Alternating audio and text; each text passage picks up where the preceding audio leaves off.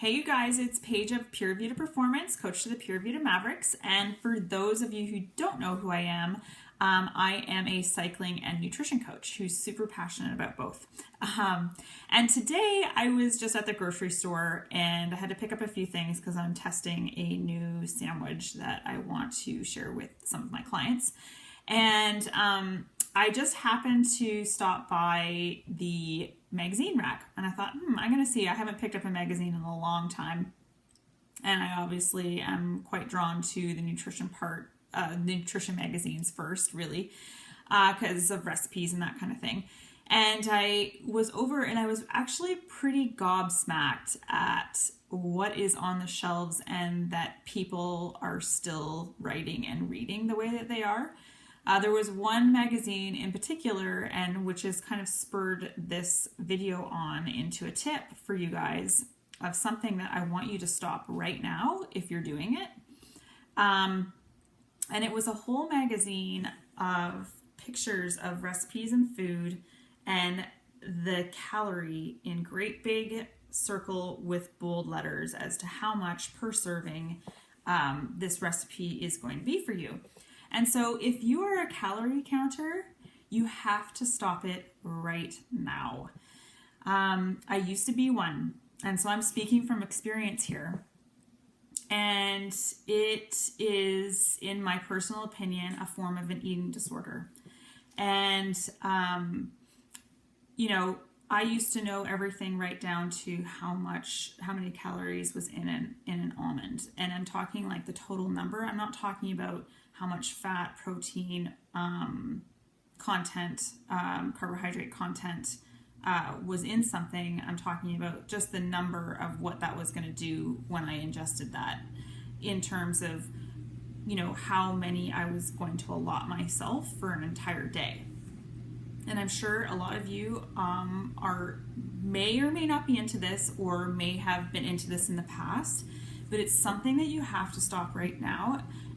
And what I want you to think about instead of calorie counting, because it is pretty hard, like people are kind of shocked sometimes when I tell them like you've got to cut it out.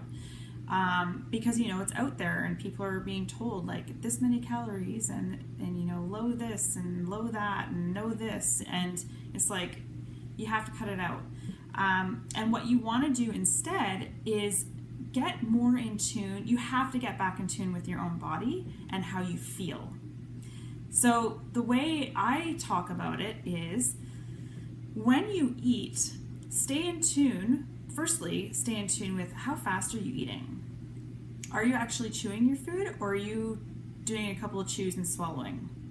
And secondly, if you're eating fast, then you're not allowing your body to tune into how you're feeling, like whether you're satiated yet or not. And so I guess I have more than one tip here, but first it is make sure you chew your food. There's a number of reasons why you should do this, and I'll talk about this in another video, but I really truly even just do a little test with yourself, because it's actually really hard until you do it. I remember sitting in a class. We were told when I was in nutrition school, and we were told to bring in some food, and so I did. And so she made us chew it 20 times without swallowing. So try that at your next meal. Try chewing your food 20 times before swallowing, and you report back to me and tell me how successful you are at that. And now I'm basically the slowest eater known to mankind, but my digestive tract is really happy for that, and so am I. The second thing is I want you to think about how you're feeling.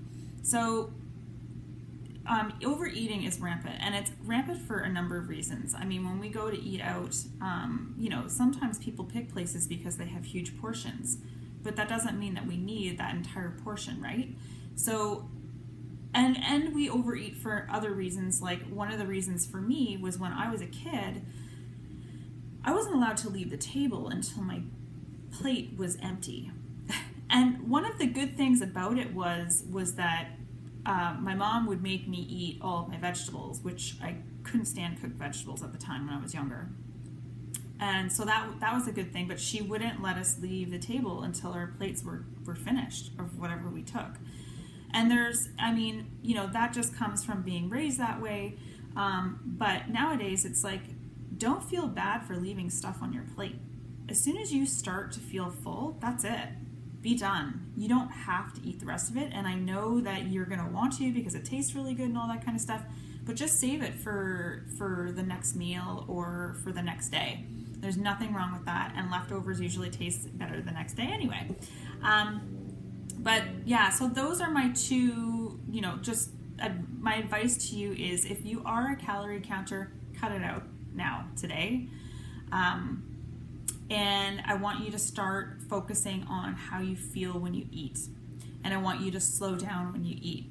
So if you're one of those fast eaters, and it could be because of your job, it could be because you've got kids on the run, it could be a number of things. I want you to just really think about chewing your food and slowing down and being present with your food because it tastes so good, especially when you've made it yourself.